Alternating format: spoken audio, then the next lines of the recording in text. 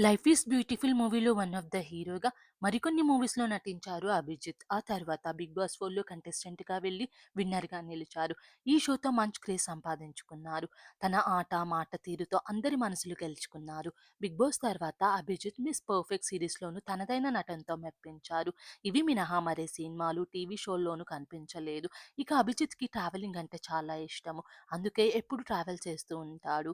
రకరకాల ప్లేస్‌లకు వెళ్లి గడపడం, ఆ విశేషాలను సోషల్ మీడియాలో షేర్ చేసుకుంటారు అభిజిత్. అయితే అభిజిత్‌కి ఇంకా మ్యారేజ్ అవ్వలేదు. తన వెడ్డింగ్ న్యూస్ కోసం ఫ్యాన్స్ అంతా ఎప్పటినుంచో వెయిట్ చేస్తున్నారు. సోషల్ మీడియాలో చాలా యాక్టివ్‌గా ఉంటూ కొన్ని ఫోటోస్‌ని షేర్ చేసుకున్నారు. అయితే ఈ ఫోటోలో అభిజిత్ చేతిలో ఫ్లవర్ బొకేని పట్టుకొని ఇంకా ఎన్ని రోజులు నేను వెయిట్ చేయాలి? PS thank you birthday girl with flowers అంటూ క్యాప్షన్‌తో పోస్ట్ చేశారు.